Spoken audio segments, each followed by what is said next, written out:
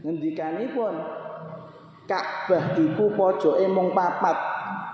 Ka'bah iku pojoke mung papat, ora ana Ka'bah iku pojoke 5. Terus dipaham saking menika, dawuh menika Al Imam Ghazali boten wonten nerasaken damel madhab yang kelima. Terus beliau menginduk pada madhab Al Imam Asy-Syafi'i. Padahal seringkali pendapat-pendapat Imam Ghazali niku nek menawi dipun telaah lebih dalam niku berseberangan kalian madhabipun Al Imam Asy-Syafi'i. Kita niki sebenarnya nggih kathah nderekaken madhab Imam Ghazali. Contonipun masalah bab jual beli nggih. Kula criyos masalah bab jual beli. Jual beli panjenengan menawi tenggene warung utawi teng Indomaret nggih. Niku biasane nek tangkep utawi tenggene napa peken nggih. Niku tangkep tempe iki regane pira ngoten. Regane misale 3.000. Terus kinten-kinten jenengan ngendikan mboten wis iki tak tukune ngoten mboten. Mboten sempet nggih angger langsung ngelongno duit langsung jikok barange ngoten nggih. Apa meneh tenggene Indomaret. Ning Indomaret utawa Alfamaret istilahnya malah boten tangklet-tangkletan wis angger ning nggawa barang ning kasir langsung bayar. Boten nonton ijab kok qabul. Padahal dalam mazhab Syafi'i ijab qabul niku wajib. Misal kok jenengan boten mengendikan iki barang tempe iki tak tukune rega 3.000 terus sing ngedol ora muni tempe iki yo tak dolen kowe ning 3.000 misale boten matur nonton dua belah pihak, maka dalam mazhab Syafi'i perjual beli yang model seperti ini salah dan boten sah. Lajeng delala Imam Al-Ghazali niku Masya Allah beliau tuh solutif. Beliau ngendikan masalah jual beli yang tidak ada ijab qabulnya niku kan babakan be' mu'athah ya. Jual beli yang tidak ada transaksi napa secara lesan. Niku nek cara mazhab Syafi'i haram.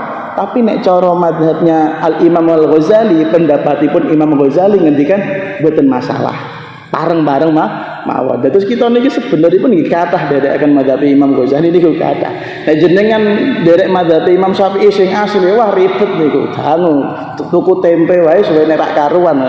Iki tak tuku semene, ya iku tak dol karo kowe semene, kesuwen niku kira.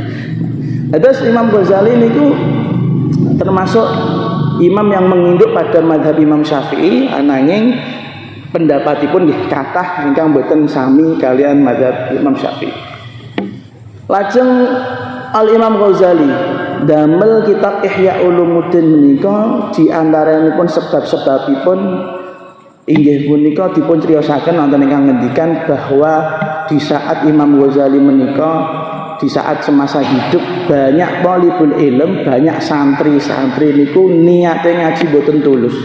Niate ngaji niku boten ikhlas lillahi taala. Mila judulipun Ihya'u Ulumuddin, ngurit-ngurit ilmu-ilmu agama. Tujuanipun napa kersane sing ngaji niku lho niate ikhlas lillahi taala, niate betul-betul boten keranten lid dunia. Keranten tiang ngaos niku, tiang thalabul ilmi niku wonten werna kalih. Sing setunggal lillahi taala, sing setunggal lid dunia. Nek sing lillahi taala insyaallah mesti slamete. Karena keranten dari Gusti Allah man salaka tariqan yaltamisu fihi ilman sahhalallahu lahu tariqan ilal jannah. Sapa wonge sing golek ilmu krana Gusti Allah taala gampang dalane mlebu swarga. Tapi nek niate kangge napa? Kangge misalipun nyanyi para kiai, ben diarani wong sing alim, ben diarani wong sing terkenal, ben diarani wong sing hebat. Menika niku malah justru mendadosaken ilmu ingkang boten manfaat. Ilmu yang hanya sebatas pengetahuan, padahal tujuanipun ilmu niku khasyatan lillah. Wedi marang Gusti Allah. Mila saking menikalah di zaman semonten mawon Imam Ghazali punya kepikiran napa damel Ihya Ulumuddin kangge ngelingke tiang-tiang zaman suwau. Napa mulai zaman sak menika menawi Imam Ghazali sugeng niku menawi tambah stres wae. Wah ketemu wong kok modele niate ra aneh-aneh. Apa meneh ki tolabul ilmi nek niat nganggo daring. Dan itu sekolah itu tolabul ilmi tenan ta ora. Nek daring niku masyaallah ketoke sisinau tapi yo katokan cekak, tapi yo karo dolanan. Terus boten angsal sir barokahipun ilmu.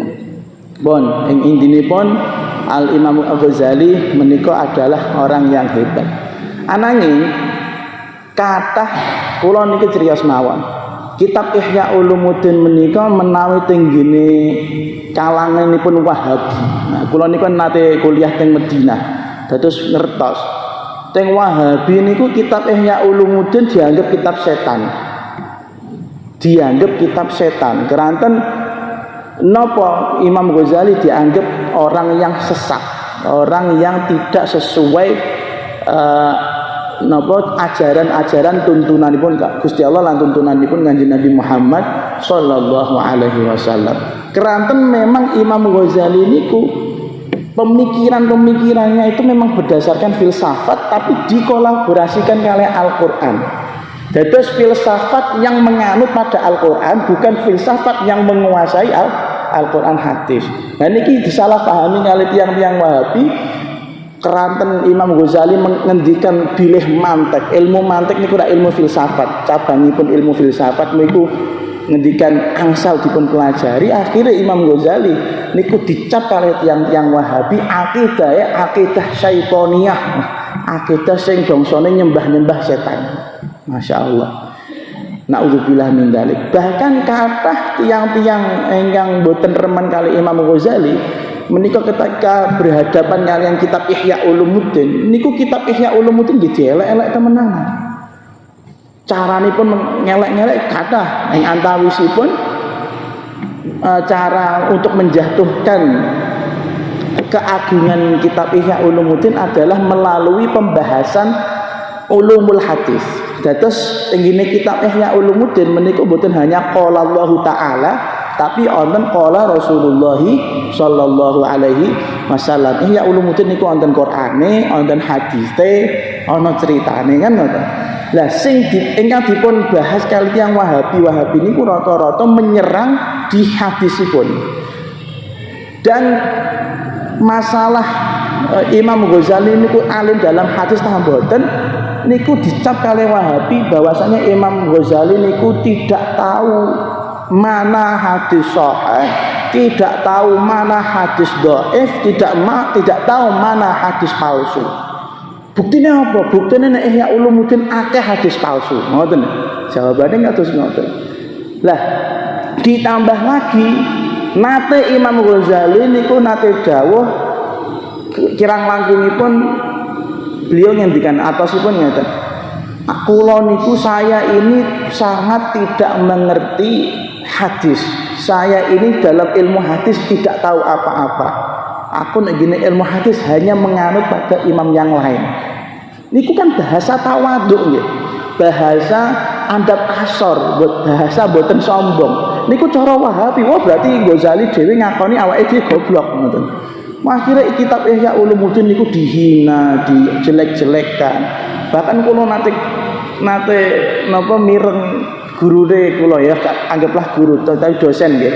Dosen kula niku ngendikan ngene, Ihya Ulumuddin yajibu ayuhraq. Wa hadza laisa Ihya Ulumuddin walakin Ihya Ulumisyaitan. Kitab Ihya Ulumuddin ini wajib dibakar dan enggak boleh dinamakan Ihya Ulumuddin.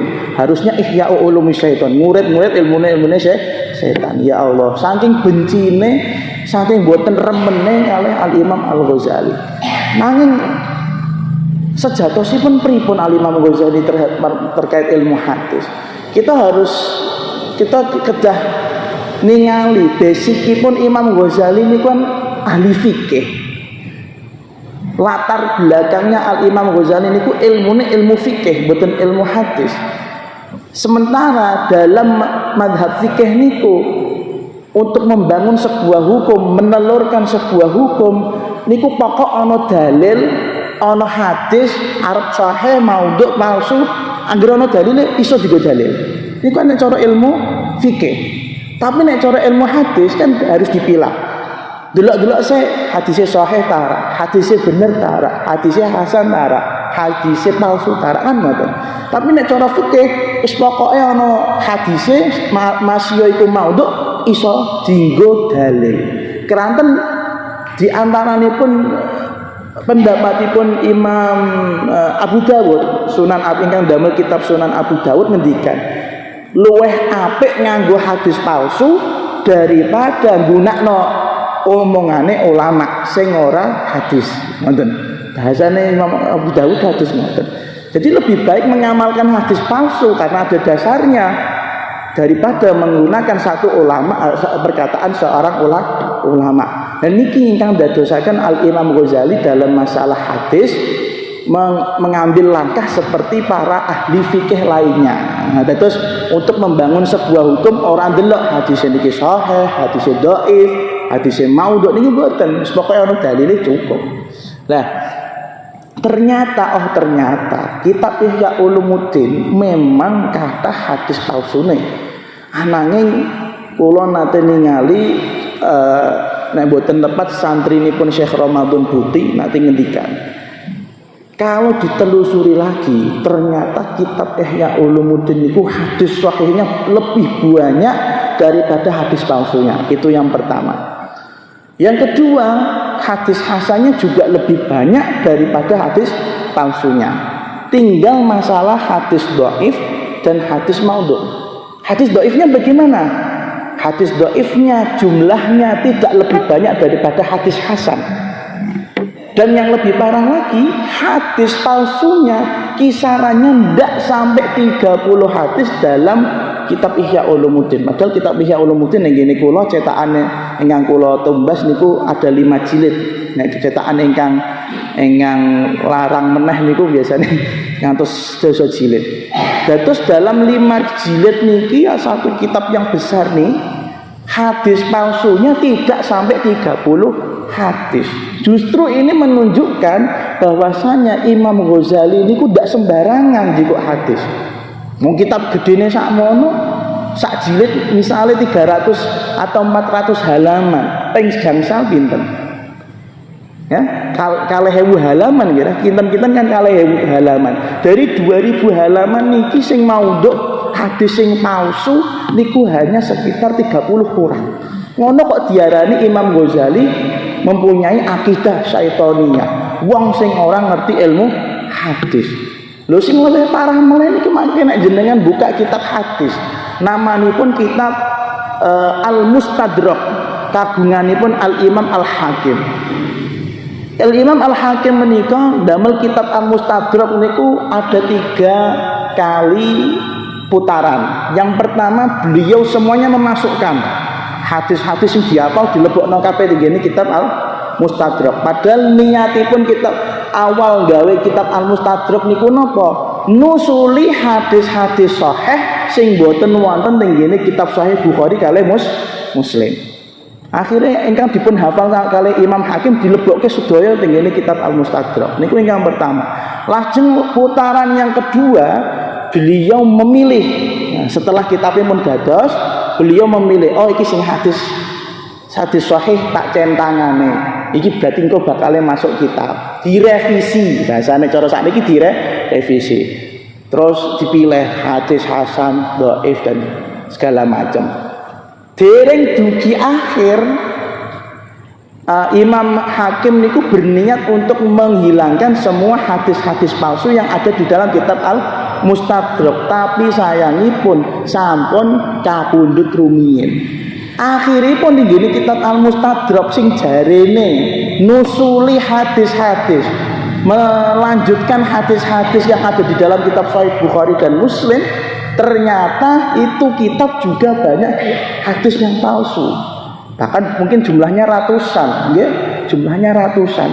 Tapi kok orang Wahabi nggak ngelek-ngelek Imam Hakim, kan ngoten. Kenapa yang Imam Ghazali harus dijelek-jelekan? Mila saking menika napa kebodohannya orang Wahabi. Mereka mengatakan Imam Ghazali adalah orang yang tidak tahu sama sekali masalah ilmu hadis, terbantahkan. Karena di dalam kitab Ihya niku hadis palsunya tidak sampai 30 hadis. Nah, sing kitab mustadrak sing jelas-jelas kitab hadis malah ratusan hadis palsu. Lajeng kapundhutipun Al Imam Al-Ghazali niku luar biasa. Dados keranten beliau merasa tidak bisa ilmu hadis, tidak bisa saking tawadhuke niki ya. Terus saking tawadhuke Imam Ghazali, beliau merasa beliau tidak fun dalam masalah ilmu hadis. Beliau tidak pionir dalam masalah ilmu hadis. Niku criyosipun akhir hayatipun niku mutolaae kitab Sahihul Bukhari, Al-Jami'us Sahih lil Imam Al-Bukhari. Terus kapundhutipun niku ngekep kitab Sahih Bukhari. Masya Allah. Kita jenengan iki ngekep HP tah ngekep napa niki kita rene mati. Nek kapundhut nek ngekep HP ki ora keren ya, ora keren. Tapi nek ngekep kitab kan hawane kaya ora mungkin tuku kitab ngoten nggih. Terus napa Masya Allah kapundhutipun Imam Ghazali dalam keadaan ngekep kitab Sahih Bukhari, dan beliau tentunya mutolaah kitab Sahih Bukhari. Kula emut dawuhipun Habib Muhammad bin Husain bin Habib Anis Al-Habsyi, cucunipun Habib Anis, beliau ngendikan bahwasanya beliau niku nek pengen ketok mati keren, nek matimu pengen ketok keren niku gampang. Ketok sangar iku gampang, mati ketok sangar, ketok dianggap wong saleh iku gampang. Napa? Beliau berkampanye membawa tasbih. Wis ora diputer lah, pokoke nggawa tasbih nek gini sak. Ngoten biasane. Mengko nek delalah mati, niku nek dirogoh sae isine ora mung udut tok. Isine wonten tasbih. Wah keren, Masya Allah, bapak niku ahli sholawat. Apa ngerti dalile niku apa? Iku wonten tasbih tenggene sae. Biasane bapak-bapak niku kan wujute tok, nggo samsu, nggo jaro, nggo napa nggih, nggo sukun putih niku ya. Terus nek pengen kapundhut keren niku bawalah barang-barang yang napa terlihat seperti Anda ahli ibadah. Nek boten saged nek thalabul ilm nggawa pulpen, nggawa buku, nggawa kitab. Pun ala kulli hal menika sekelumit tentang Al Imam Ghazali lan kitab Ihya Ulumuddin. Mila pantes sangat mbok menawi kita menika belajar utawi ngaos sareng-sareng cerita-cerita yang ada di dalam kitab Ihya Ulumuddin. Lan kitab Ihya Ulumuddin menika dibagi menjadi 4. Yang pertama, pembahasanipun adalah hubungan hamba dengan Allah Subhanahu wa taala. Berarti hubungan vertikal atau horizontal itu. Hubungan ke atas lah, nggih. Hubungan ibadah, berkaitan dengan ibadah. Yang kedua, bagian yang kedua adalah berisi tentang al-adat. Bahasa beliau niku al-adat, adat-adat kebiasaan. Berarti ya, muamalah kita dengan sesama manusia, muamalah kita atau interaksi kita dengan para makhluk. Niki dibahas. Terus yang ketiga, bagian yang ketiga, kitab Ihya Ulumuddin menika bercerita atau berisikan tentang al-muhlikat, hal-hal yang membuat manusia menika rusak, menjadi hancur, menjadi tidak berguna baik di dunia dan akhirat. Contohnya ini pun apa? Gampang nesunan, gampang serian, gampang hasud, itu ting al-muhlikat maksudnya. Yang terakhir al-munjiyat, hal-hal yang bisa menyelamatkan manusia di dunia dan akhirat, kados sabar, tawakal, ikhlas. Itu pembahasannya yang terakhir. Terus menawi kita baca kitab Ihya Ulumuddin itu ngeluh niku mangke daripada waca kitab Ihya mending maca cerita-ceritane. Kula emot dawuh Imam Abu Hanifah niku ngendikan, aku daripada maca kitab fikih, belajar fikih iku mending ngrungokno ceritane manakibe wong-wong sing saleh. Kenapa? Soalnya nek cerita niku mboten boseni. Dan ceritane wong saleh niku mesti ana fikihe, mesti ana hikmahe. Soalnya sing diceritakno wong saleh, wong-wong sing apik, wong-wong sing minulya yang dimuliakan oleh Allah Subhanahu wa taala dan mencapai makam kewalian. Nah, tapi nek sing diceritakno pailem paijo niku dereng cetha nggih. Terus mending cerita-ceritanya orang-orang soleh, orang ulama, para ulama niku kita gali, kita resapi, pasti ada hikmahnya, pasti ada kebaikannya, pasti ada iktibarnya, pelajaran berharganya. Bon, kita mulai. Qala al-muallifu hafizahullah ta'ala wa nafa'ana bihi wa bi'ulumihi wa bi barakatihi fid dharain amin.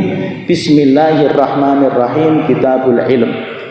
Niki kitabipun rumayan kantel 360 halaman niki napa jenengan padosi kadosi teng Indonesia dereng wonten kula angsale secara napa WA terus angsal kitab secara PDF nek menawi nyetak ya lumayan nih rada larang niki. Tapi nggih mboten usah ndono mboten napa-napa sing penting jenengan mirengaken mawon. Mugi-mugi wonten manfaatipun. Kitabul Ilmi utawi iku kitab nerangake ilmu. Nah, karena ilmu tadi bahasane niku kaitane kalian ibadah. Qala wasdawuh Salim bin Abil Ja'ad sapa al-Imam Salim ibn Abil Ja'ad dawe ngene ishtara wastuku ni ingsun maulaya sapa bendara ingsun bisulusi bisalasimiati dirhamin kelawan rega 300 dirham wa a'taqalan was bebasake merdekaake sapa maulaya ni ingsun fakultu mongko matur sapa ingsun matur ing sapa niki juragane bi ayyi syai'in kelawan endi-endine suci-wiji ahtarifu nyambut gawe sapa ingsun fahtaraftu mongko nyambut gawe sapa ingsun bil ilmi kelawan ketungkul tolabul ilmi. Fama tamat mongko ora sempurna li kedue ingsun sanatun apa setahun hatta ata sehingga sowan ni ingsun Amirul Madinati sapa gubernur Madinah zairon hale wong kang berkunjung utawa sowan falam adana ora ngidini sapa ingsun lahu marang amir. Kisah yang pertama menika kisahipun seorang tabi'in Salim ibn Abil Ja'ad. Salim ibn Abil Ja'ad menika termasuk awalipun niku budak. Terus dalam Islam niku utawi dalam pemahaman secara global perbudakan itu terjadi ketika ada pihak yang kalah perang atau ada pihak yang kalah secara materi kemudian orang niki hak-hak kemerdekaannya dirampas. Nah, naming sak menika kadosipun wallahu alam masalah perbudakan seharusnya pun boten wonten. Seharusnya pun boten wonten keranten perbudakan nika sampun nyalai hak asasi manusia. Anaknya di zaman pun Kanjeng Nabi kathah budak, kathah atau sahabat Bilal budak nih wonten. Bahkan dalam masalah fikih niku dibahas wonten budak lanang ana budak amat, budak wadon. Misale wonten juragan misalnya wonten sayyid juragan niku gadah budak wedok tapi dhek mboten saged nikahi wanita sing merdeka krana mboten gadah mahar, mboten gadah ongkos, maka menikahi utawi menjimak budak amat niku boleh karena budak itu memang keluar dari manusia. Budak niku ibaratnya mboten manusia malih. Budak niku dalam transaksi manusia zaman biyen niku dipun anggap kados barang, diperlakukan seperti apapun tidak masalah. Nah, anggal mila saking mriku Islam niku mengatur betul masalah perbudakan. Alhamdulillah saat ini pun boten wonten perbudakan, berarti inggih boten parang dipun amalaken kados ijqura qabah memerdekakan budak dalam masalah tebusan bagi orang yang napa nggih contonipun bagi orang yang napa kafaratul yamin utawi bagi orang yang jima garwanipun disiah bulan suci Ramadan niku kados-kados ngoten niku sampun boten saged dipun lampahaken ing Indonesia. Lan Islam sangat menjunjung betul hak asasi manusia. Sampun Al-Imam Salim Ibn Abil Ja'ad menika awalipun seorang budak. Dan beliau nika anak buahipun Sayyidina Tauban. Sayyidina Tauban maula Rasulillah. Tauban niku piyambak nggih budake Kanjeng Nabi. Sayyidina Tauban niku criyosipun masyaallah. Nate setunggal dinten Sayyidina Tauban niku galau. Galau jenengan pirsa galau nggih. Jenengan ngraoske galau nek pendak napa? Pendak ra duwe duit watake nggih. Pendak ra duwe duit, tagihan kreditan akeh. Nah niku galau. Sayyidina Tauban niku galau. Kanjeng Nabi pirsa nek ana sahabat sing galau niku nggih paham. Ana budakipun sing galau niku malah mboten dijarno, diparani. Sayyidina Tauban diparani kalih Kanjeng Nabi lho. Ban Tauban ki ana apa? Kok jetung ngene iku. Gine ki lara mboten Kanjeng Nabi. Piye iki diutang mboten Kanjeng Nabi. Lah gine sampean iki jetung galau jawabipun Sayyidina Tauban. Nabi nuwun sewu jenengan nak mangke mlebu swarga nggih ra. Ayo ra wong aku nabi kan ngoten. Anjen nabi dan swarga ra mungkin neraka. Lah nggih ngeten lho jeneng Nabi. Jenengan swargane niku Firdausil A'la ra jeneng Nabi. Swarga sing napa tingkatane paling dhuwur. Berarti pentit cara gedung niku lantai paling tinggi. Cedhak kali Gusti Allah. Heeh ra. Berarti nek mboten nabi mboten leburan niku jeneng Nabi. Ora iso. Nah niku jeneng Nabi kula galau. Lah kok iso galau kula apa urusane mbek swargaku. Ngeten lho jeneng Nabi. Kula nek mangke mlebu swarga niku kinten-kinten iki mboten saged tenggene jenengan jeneng Nabi. Padahal kula niku pengen ketemu jenengan. Iku nek kula mlebu swarga lho jeneng Nabi.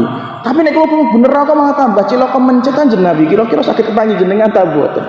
Ya Allah, mireng ngados ngoten niku jeneng Nabi niku terenyuh ngantos muwun. Ya iku galau perkara ngono. Iku kuwatir perkara ngono. Nggih, kula niku ning donya iso ketemu jenengan, iso ngurmati jenengan, ngatur sendale jenengan, nyuci pakaiane jenengan. Lah mangke nek teng swarga nek jenengan mboten butuh kula, jenengan buat kula pripun? Bahasane kados ngoten.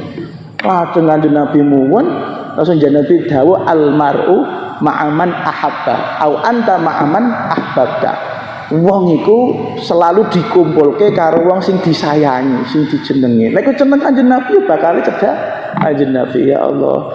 Masya Allah sahabat Tauban ngatos galau niku perkara sing ora patek dipikir wong sakniki. Swargane Kanjeng Nabi dhuwur, dhek swargane cendhek. Lah mriki awak dhewe niki wis pangerten mawon, paling ora swarga dhisik neraka dhisik watake ngoten. Pun Sayyidina Salim bin Abil Ja'ad berarti dalam masalah ini beliau termasuk seorang tabi'in karena jatuh setelah sahabat. Dan diantara guru ini pun Salim bin Abil Ja'ad itu wonten sahabat Jabir bin Abdullah dan lain-lain. Tapi beliau niku lebih banyak ngaji sama Sayyidina Tauban. Dawuhipun Sayyidina Tauban ceritane ngeten, istaroni maulaya. Biyen ki aku ku budak, terus dituku karo juraganku rega 300 dirham. Kula mboten nate nangguh ya, atau 300 dirham niku kados pripun. Mungkin bagi orang-orang dulu dirham itu murah, tapi mungkin saat niki nggih awis.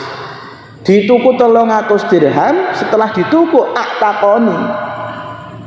Sing nuku aku iki malah memerdekakan aku. Kan konsepnya perbudakan niku mau kan budak niku adalah barang kan ngoten nggih. Nek wis dituku berarti diempek kan ngoten. Iki kalih bendoro yang baru nih mboten diempek tapi dipun merdekakan. Terus akhirnya mikir, aku terus mikir bar ngene iki terus aku kerja apa ngono. Kira-kira aku kerja apa? Akhirnya beliau mengambil keputusan fahtaraftu bil ilmi, daripada aku kerja rak untuk gawean, rak untuk duit, fahtaraftu bil ilmi, maka sekarang saya akan sibuk mencari ilmu. Masya Allah. Terus wong biyen nek rak untuk gawean, rak untuk pekerjaan, rak untuk lowongan kerja niku mboten bingung, tolabul ilmi ngoten. Nah saat niki ora tolabul ilmi, ora but gawe turu wae wis tak untuk duit sisa yo mangan. Repot niku. Ngentek-ngentekno sego malah. Tapi niki Masya Allah tak andok gawean akhirnya dilampiaskan untuk mencari ilmu. Tidak berselang lama fama tamat lisana. Tidak sampai setahun namaku sudah terkenal karena beliau terkenal menjadi orang yang alim. al-alim al-alamah. Beliau niku dikatakan al-faqih, orang sing ngerti betul agama, fikih, bukan hanya masalah fikih, berarti ilmu agama. Jadi fikih niku riyen bahasa fikih bukan hanya fikih niku wudu, salat niku bukan, tapi sedaya pembahasan agama niku paham. Faqihul kufi, terus mantan budak menjadi ulama. Tidak sampai setahun namaku sudah terkenal sampai mana-mana, aku menjadi orang besar, sampai atani Amirul Madinah, gubernur Madinah itu lho ngasih sowan ring gini omahku. Sowan njaluk pengen dolan. Terus ulama niku memang gandengane biasanya kali umara, nggih. Ulama itu gandengane kali pejabat. Tapi nek boten kuat biasane ulama sing ketut pejabat. Ya ngoten ya. Keranten nopo dibisaroi 500.000, bisaroi 1 juta, kira nek iso ngomong apa-apa, saged nderek pejabat gitu. Tapi nek ulama sing temenan niku mboten terpengaruh. Kados sing sakniki tenggene napa Syekhul Azhar Sayyid Ahmad Thayyib niku masyaallah. Beliau adalah salah satu ulama yang tidak terpengaruh sama ajakan pejabat. Yang tidak terpengaruh sama intimidasi pejabat. Begitu juga Syekh Ramadan Al-Buti almarhum yang meninggal karena dibom sama orang-orang Khawarij. Itu beliau adalah ulama yang tidak terpengaruh pejabat. Ketika ulama niku tidak terpengaruh sama pejabat, masya Allah menjadi orang yang terhormat. Nanti makih nonton ceriyosipun tentang Imam Malik niku makih lagi tebih mangke niku nggih ngoten, tidak terpengaruh sama pejabat. Kok ana ulama wis terpengaruh sama pejabat pun, engko fatwa-fatwane niku dikhawatirkan akan berubah.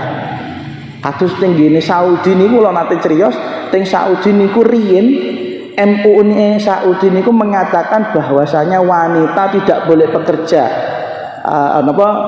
Wanita tidak boleh nyopir, wanita tidak boleh dodolan. Tapi keranten rajane sakniki anak buah niku saking lulusan Amerika liberal. Akhirnya pemerintah mengatakan wanita boleh kerja, wanita boleh nyetir, wanita boleh sembarang. Akhirnya fatwane nggih ngaleh. MUI ini ngaleh, fatwane mengatakan asal ono hajat berarti wanita oleh but gawe. Pripun ngoten niku. Masalah asuransi ngono sewu.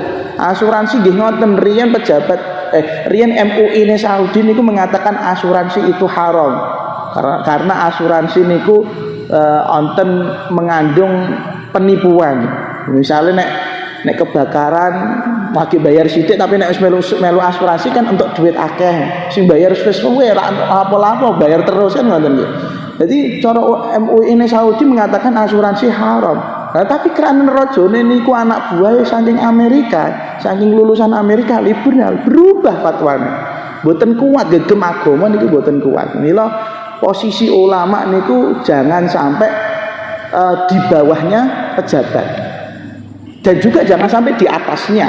Atau sipun kayak ngedak-ngedak pejabat itu mboten patut. Malah makin hina pejabat. Antara ulama dan umara harus bergandengan tangan, saling melengkapi. Niku makin harmonis dadosipun. Pun Sirius Malik Salim ibn Abil Ja'ad. Salim ibn Abil Ja'ad niku wau ngendikan tidak sampai setahun aku terkenal menjadi orang alim, sampai Amirul Madinah, gubernurnya kota Madinah mendatangiku, sowan ringgine aku ora tak izini mlebu. Padahal biyen ini adalah seorang budak. Biyen budak saiki dadi wong alim, ana gubernur Madinah moro ketak-kete wis malah leren apa gubernurnya leren izin apa sowan. Nek rak ditemoni ya ora ketemu, masyaallah. Terus ilmu niku bener-bener kadhawuhipun Gusti Allah, yarfa'illahu alladziina aamanu minkum walladziina utul ilma darajat. Dawuh Gusti Allah kan ngoten, Gusti Allah sing bakal ngangkat wong-wong sing beriman dan mengangkat orang-orang yang diberi ilmu oleh Allah Subhanahu wa taala. Mila pas banget ilmu niku dipun masukkan pertama kalih Imam Al-Ghazali wonten ing kitab Ihya Ulumuddin. Wa qala aidan kharaja miyas Rasulullah sallallahu alaihi wasallam sapa Kanjeng Nabi Muhammad sallallahu alaihi wasallam. Zata yaumin ing dalam sijine dina. Faro'a mongko pirsa sapa Kanjeng Nabi majlisa ini ing rong majlis. Majlis iki maksudnya majlis taklim saged, majlis zikir saged.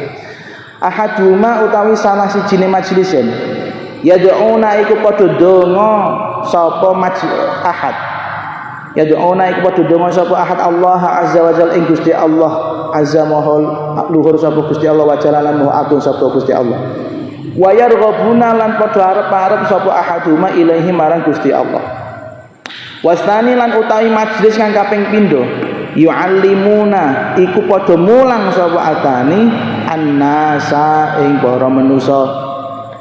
Faqala mongko dawuh sapa Kanjeng Nabi ama haula'i anapun utawi mengkono-mengkono ahad ahaduma yad'una ya ahaduma ama haula'i anapun utawi mengkono-mengkono ahaduma fayasaluna mongko padha nyuwun sapa haula Allah ing Gusti Allah taala fa insya'a mongko lamun kersa sapa Gusti Allah a'ta mongko bakal paring sapa Gusti Allah hum hing haula wa insya'a lan lamun kersa sapa Gusti Allah mana'a nyegah sapa Gusti Allah hum ing haula. Wa amma haula ilan anapun utawi mengkono golongan asani fayu'allimuna mongko padha mulang sapa haula annasa ing manusa. Wa inna ma bu'itulan angin pestine den utus sapa ingsun mualliman hale wong kang dadi pengajar wong sing mulang. Suma adalah mongko nuli menggok sapa Kanjeng Nabi ilaihim marang astani wajala salan linggih sapa Kanjeng Nabi ma'ahum sertane astani akhraja us ngriwayatake ing al-hadits Ibnu Majah sapa Imam Ibnu Majah. Ingkang kedua wonten setunggalipun hadis niki masyhur tentang mulianya majelis ilmu. Setunggalipun dinten Kanjeng Nabi niku nate miyos. Biasa Kanjeng Nabi ku jalan-jalan niku miyos. Nek Kanjeng Nabi mung dekem tok ning ngene Gua Hira utawa dekem tok ning ngene jero masjid niku mangke susah awake piyambak niku nderekaken sunah Kanjeng Nabi. Mila Kanjeng Nabi niku biasa karena beliau termasuk al-bashar, manusia. Tapi la kal bashari ora kaya manusia biasa. Ya gerah, ya seneng, ya bahagia, ya sedih sami. Akan tetapi darajatnya atau kemuliaannya tidak sama dengan manusia yang lain. Kanjeng Nabi miyos jalan-jalan suatu hari. Lajeng Kanjeng Nabi mirsani ada dua majlis. Yang satu majlis istighosah, kasarane ngoten. Majlis di zikir. Jadi yang pertama bahasane hadis ahaduma yad'una Allah. Majelis yang pertama istighosah niki donga njaluk jarane Gusti Allah wa yarghabuna ilaih lan arep-arep ganjaranipun Gusti Allah. Jadi yang pertama jelas majelis zikir, majelis doa atau majelis istighosah. Yang majelis yang kedua Kanjeng Nabi perso majelis kedua yu'allimunan nas, yaitu majelis yang mana isinya adalah orang-orang yang mengajar manusia, wong-wong sing mulang manusa. Berarti majelis taklim. Lajeng Kanjeng Nabi dawuh deloken kae amma haula majlis iku mau sing majlis pertama mereka adalah fayas alunallah, mereka adalah orang-orang yang meminta-minta kepada Allah nyuwun donga kalih Gusti Allah Subhanahu wa taala. Lajeng bagaimana fa insya'a yen Gusti Allah kersa yo diijabahi, nek ora kersa berarti ora diijabahi. Dados potensine majelis zikir, majelis istighosah niku dua. Bisa jadi qabul, bisa jadi tidak qabul. Tapi Kanjeng Nabi yang kedua, wa amma haula fa yu'allimunan nas. Tapi sedelokan sing majelis kedua. Yang majelis kedua ini adalah orang-orang yang mengajari manusia, wong-wong sing seneng taklim. Dan ketahuilah wa innama bu'istu mu'allima. Dan aku ini menjadi nabi, diangkat menjadi nabi sebagai nabi yang mengajar. Mboten nabi sing hanya ndonga tok niku mboten. Akhirnya Kanjeng Nabi napa adalah ilaihim. Terus Kanjeng Nabi menggok tenggene majelis taklim terus derek linggih pinarak tenggene majelis yang kedua.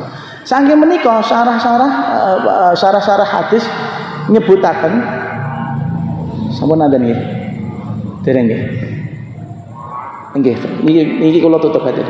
Terus saking menika dipun pahami bahwasanya lebih mustajab mana antara majelis taklim kalian majelis napa istighosah.